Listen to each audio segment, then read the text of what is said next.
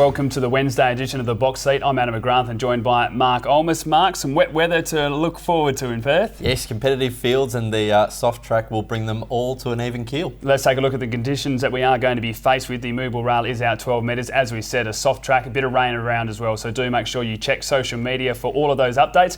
But let's get into race number one. It is for the 2-year-olds over the 1,000 metres. This is a very good field, Adam. It's a little bit better than people think, and the form lines coming out of it are quite impressive. We'll have a look at last start, third place getter, CARNELIAN, who was quite impressive. Wide Dainty Tess is just in behind the leaders. Here's High Conviction though, coming with a big run down the outside. CARNELIAN in front. High Conviction's wearing it down. Dainty Tess back on the inside is coming through now. So it's Dainty Tess and High Conviction from CARNELIAN. Dainty Tess and High Conviction. Dainty Tess, High Conviction, nose for nose. High Conviction just in front though, and High Conviction too strong, 3/4. This is a really good performance by this filly. Of course, is the full sister to Fireborn, so we know that Paul Jordan knows his family, knows how to train them with speed as well, and a really good run because the two that beat it were pretty impressive. High Conviction, of course, winning that race by 2 lengths.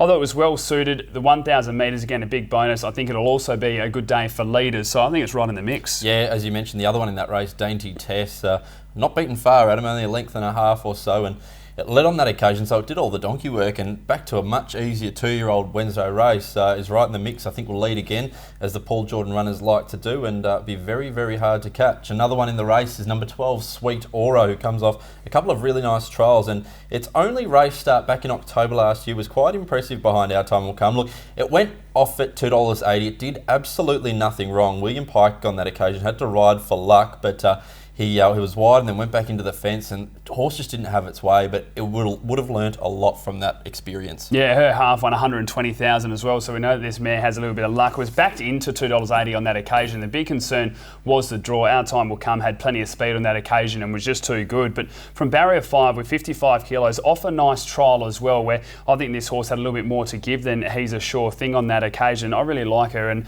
we don't see Adam Durant have too many 2-year-olds that go well, but I think she's certainly one that can do it. Another one I'm really keen on, Adam, number 3, 4 White Fox, comes out of the Simon Miller yard. When you see 2-year-olds from the Simon Miller yard, you take notice because he's been absolutely flying. Recent trial was excellent, led on that occasion and held off all comers. It got away in the straight. There was one to make up ground, but it looked to go quite well in the soft on that occasion as well. Its only race start back in January behind Trademark and Lucky Grey. Look, again, did things wrong, was wide as well, threw its head about, just would have learnt a hell of a lot from the experience. Blinkers go on here, and by Fox Wedge. We don't see a lot of Fox Wedges over here. No, we certainly don't. It does need to improve from that first campaign. The trials on that occasion were good with Kimbo's Girl, but I'm not sure how good those form lines were. Then beaten 10 lengths by Trademark, but as you said, did a lot wrong. It didn't get a nice run at all, throwing its head, and just the racing manners weren't very good. The recent trial was much better. The big positive, as you mentioned, was a soft track as well. Then you go down to 55 kilos, barrier 3, and the blinkers on as well. And then you mentioned the Simon Miller factor. We just know that he gets these 2-year-olds running, so certainly a big chance for this race. But I'm going to go with the filly number 12, Sweet Aura, from number 5, He's a Sure Thing, 11, CARNELIAN, and 2, No Dust on Me. We've got the son of Fox Wedge on top, 4 White Fox with the blinkers on, should go to the front, be hard to catch, from 11, CARNELIAN, 12, Sweet Aura, and 2, No Dust on Me. Race number 2 at Belmont Park. It's also over the 1,000 metres, and again, there's a fair bit of speed in this, and some horses that have got some good soft track form. Absolutely, one of them is Bashay, but we'll go straight into the replay horse. Number 8, So Fancy, who decided to lead last start and was just caught. Right away, State Solicitor is now dashing to give chase, and further back Diva No Doubt, who dropped off, battling away Wild Business the inside, 2 for 22 to the outside, but State Solicitor, hands and heels from Pike, has raced up and shot to the front and is looking good from So Fancy. The favourites home, running down the outside, Massachusetts, Wild Business the inside, and Senate Bianca comes through late, but State Solicitor.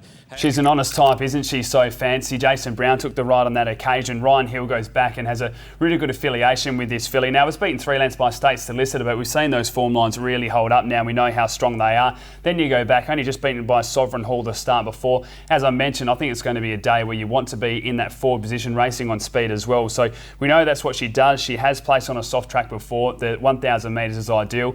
We just hope that she can break through eventually because she's got plenty of seconds. Got to keep in note that State Solicitor that beat her by 3 lengths is a very, very smart horse. Came out and won on Saturday very nicely, but she beat the rest of the field by about 2.5 lengths. So plenty of merit to that performance, and as you mentioned, placed in the soft ground. Number 5, Bachet, one I'm really keen on.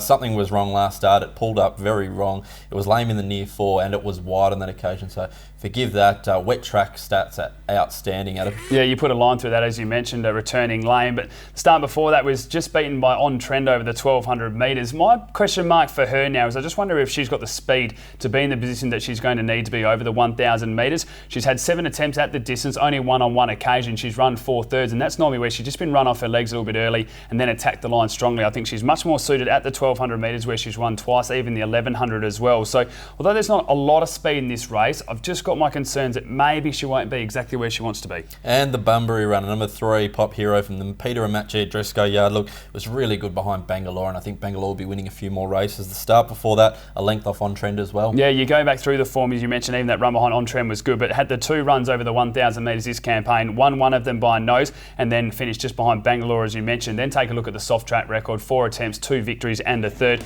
I think that he's turned the corner here and can certainly win this race, and I've got him on top from number 8, throwing in So Fancy, 5 Bachet and 10 Vigoresta. I've got the 5 on top, Bachet, the wet tracker from 2 Castle Retreat, 3 Pop Hero and number 8, So Fancy. Race number 3 at Belmont Park. It's over the 1000 metre, a maiden event, and looking forward to seeing some of these horses because I think there's a few that are going to progress nicely with the more experience that they get. Looks like we're going to get a capacity feeler as well, which would be great to see, a lot of speed, but we'll have a look at the replay of last start runner-up, Nordic Gem. For home, Nordic Gem, the leader into the straight. Foxy Royale on the inside. Astronomite now down towards the rail is starting to close in on the leaders. Foxy Royale has gone to the lead from Nordic Gem, but Astronomite on the inside. And then Glenalbin further out running on well with Trade Search. Astronomite had gone up to take the lead. Comes away now, Astronomite, and wins a length and a half to Nordic Gem. Foxy Royale. It's a really good run by Nordic Gem on this occasion, of course, beaten by the Cerise and White, which was no surprise at all. But I think there's a lot of bonuses. Dropping from the 1200 to the 1000 is the biggest one that I look forward to. We know this horse has got speed, led on that occasion. We'll have the fitness now for that extra run too. Barrier 11, 55 kilos. May have to do a little bit of work early to cross, but as I said, back that 200 metres, I really think that she's got a chance to win this race, and even going back to her run behind Assurance when beaten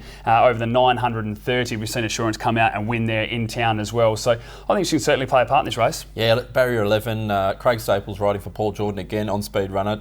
Trainer likes on speed, and so does the jockey. We saw him win on Great Shot so impressively on the weekend. I guess one question mark I have is hasn't placed second up from 2 attempts, but look, that could just be an anomaly. Is placed in the soft, but bred for speed. Look at that by Swiss Ace out of a Danehill mare. Will go very, very fast.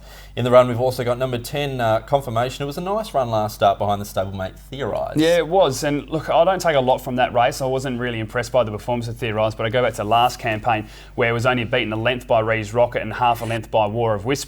What I noticed with that as well was when this horse found form that she was able to keep it. So I'm hoping that with this good run behind Theorise, attacking the line well, a bit of speed in the run as well, barrier 8, the 52 kilos, I think she can again go on with it and finish in your top 4. Adam, tell us a little bit about this first starter from the David Harrison yard. Patrick Carberry takes the ride, barrier 17. Number 8, Count TOMOZ off. Well, the one thing I can tell you, and I think this is what you'll like, and it's what I enjoy in the trial now, the barrier is hideous, and that's the biggest concern here. And I didn't really want to put it on top because of that, but the same day it trialled, it beat Dainty Tess, Lord Apollo, Presentatai, River Dance, Disco Rific and My Idrium. All of those but Presentatai have won a race and come out, and as I said, Count TOMOZ was wide, had to do a lot more work early and attack the line strongly. I thought it was a really good trial as well. I think those form lines are good enough, and I think this horse can win even though it has that poor barrier. From number 6, Count Carla, number 11, Nordic Gem, and 10, Confirmation. I've got the 6 on top, Count Carla, number 4, Dutch Spy, 11, Nordic Gem, and 14, Stormy Planet. Race number 4 at Belmont Park. It's over the 1650 metres, and there's some horses in some pretty good form here, especially our top 2, and then even taking a look at the Bella Blitz and Capricorn Dancer as well. Yeah, an intriguing race. I'm looking forward to seeing this High Chaparral filly Harpoon again as well, but we'll go straight into the replay of number 1, Black Smuggler, winning impressively by 5 lengths. Side with Black Smuggler, just got in the pathway of Love Trade, who now comes around its heels. Roll on John, Stratus, Philly, Mississippi, Sammy and Empressa, right down the outskirts of the track. Black Smuggler, though, with 150 to go, hits the lead and races away from them. Quickly dashed about 4 in front of Stratus, Philly, Love Trade, Roll on John. The further they go, the further Black Smuggler extends the lead, and he wins. It was a good win by the 3-year-old, wasn't it? A big gross run there, just still didn't know what it was doing, and then when it knuckled down, just pulled away quickly, winning by by 5 lengths.